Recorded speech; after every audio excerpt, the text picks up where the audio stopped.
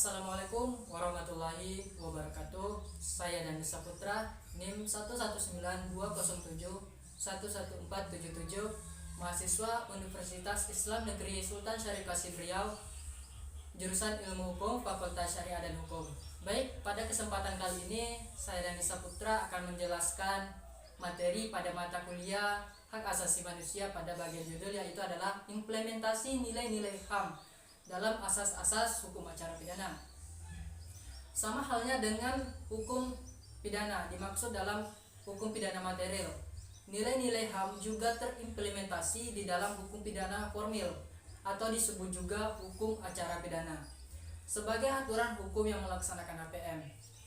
Hukum acara pidana yang di Indonesia ditetapkan dalam Undang-Undang Nomor 8 Tahun 1981 tentang Kitab Undang-Undang Hukum Acara Pidana atau KUHAP, atau yang dapat disebut hukum proses law, berfungsi untuk memproses pelaku tindak pidana melalui suatu pengadilan pidana melalui dari proses penyidikan, penuntutan, dan pemeriksaan di sidang pengadilan untuk membuktikan bersalah atau tidaknya terdakwa pelaku tindak pidana tersebut sesuai dengan apa yang dituntutkan kepadanya.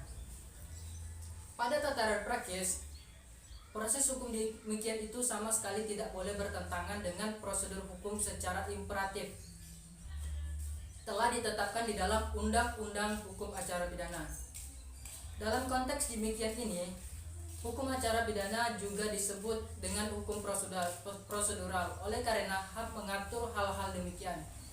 Maka dalam setiap tahapan proses pengadilannya, hukum ini memberikan kewenangan penuh kepada lembaga-lembaga peradilan pidana seperti kepolisian sebagai penyidik, jaksa penuntut umum sebagai penuntut, dan pengadilan sebagai pemeriksa sekaligus mengadili. Tugas dari masing-masing lembaga peradilan ini dilakukan sesuai dengan aturan-aturan hukum sebagaimana telah ditetapkan di dalam Undang-Undang Hukum Acara Pidana yang memang surat dengan pengakuan, perlindungan, dan penghormatan terhadap nilai-nilai HAM khususnya yang dimiliki oleh pelaku tindak pidana.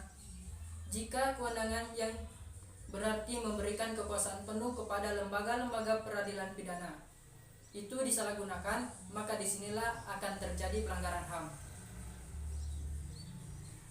Erat berkait dengan postulasi di atas, dalam rangka penegakan dan penerapan hukum pidana yang terjawantah dalam sistem peradilan pidana atau disingkat dengan SPP, supaya tercipta keadilan, kedamaian, dan kepastian hukum, maka dalam substansinya kebijakan prosedurnya sudah harus ditetapkan asas-asas hukum yang dapat mengikat semua pihak yang terlibat dalam penyelenggaraan peradilan pidana tersebut. Adapun asas-asas hukum yang harus ditetapkan dalam rangka penegakan dan penerapan hukum sistem peradilan pidana tersebut diantaranya adalah sebagai berikut. Baik, kita masuk yang asas pertama, asas legalitas. Asas legalitas dalam peradilan pidana. Asas ini merupakan asas fundamental dalam setiap penyelenggaraan peradilan pidana, yang berarti peradilan pidana harus dilakukan sesuai dengan telah yang ditentukan di dalam Undang-Undang Hukum Acara Pidana yang berlaku. Asas ini mengisyaratkan bahwa setiap tindakan yang dilakukan oleh aparat peradilan pidana terhadap tersangka, terdakwa, dan terpidana harus berdasarkan Undang-Undang Hukum Acara Pidana. Demikian pula terhadap setiap tindakan tersangka atau terdakwa atau penasihat hukum harus pula berdasarkan Undang-Undang Hukum Acara Pidana. Yang kedua, asas praduga tak bersalah, yaitu asas yang menyatakan bahwa seseorang tersangka atau terdakwa dari suatu tindak pidana menurut hukum dianggap tidak bersalah sampai keputusan pengadilan yang memiliki kekuatan hukum dianggap tidak bersalah. Asas ini merupakan implementasi prinsip-prinsip HAM berupa perlindungan terhadap warga negara melalui proses hukum yang adil, atau sering kita kenal dengan due process of law, yang sekurang-kurangnya mencakup sebagai berikut. 1. Perlindungan terhadap tindakan sewenang-wenangan dari pejabat negara. 2. Pengadilanlah yang berhak menentukan salah atau tidaknya terdakwa tersebut. Yang ketiga, sidang pengadilan harus terbuka dan tidak boleh bersifat secara rahasia. Dan yang keempat, tersangka atau terdakwa harus diberikan jaminan untuk dapat membela diri sepenuh-penuhnya.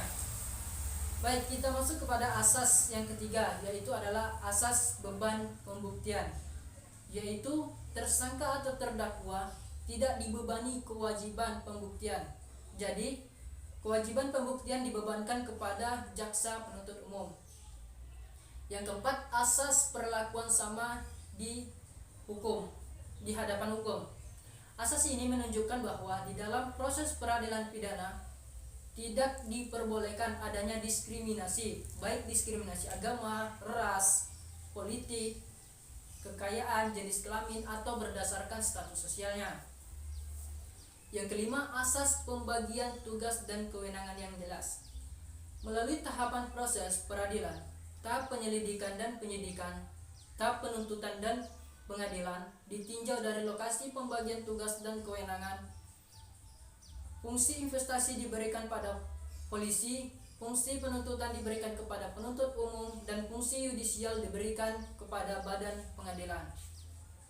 Dan yang keenam, yaitu adalah asas integrabilitas.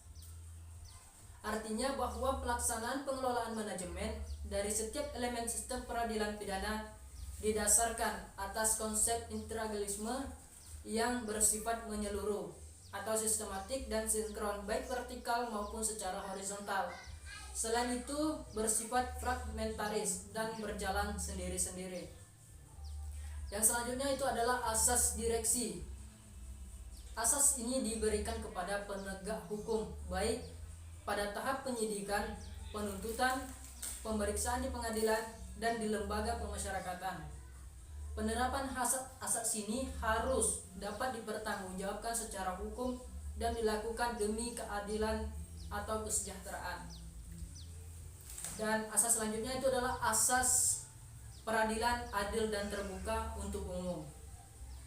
Pengertian terbuka untuk umum di sini adalah adanya public hearing dan dimaksudkan mencegah adanya secret hearing sehingga masyarakat tidak dapat mengawasi apakah pengadilan secara seksama telah melindungi hak-hak terdakwa.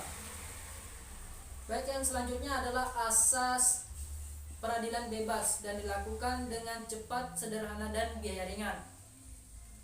Di sini sesungguhnya terdapat dua asas, yaitu pertama, peradilan yang bebas dari pengaruh siapapun, dan yang kedua, cara proses peradilan pidana harus cepat dan sederhana serta dengan biaya ringan.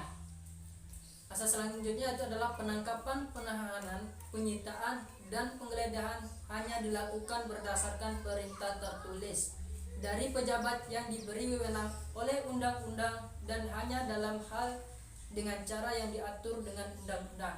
Berarti tidak boleh keluar dari apa yang diperintahkan di dalam undang-undang tersebut.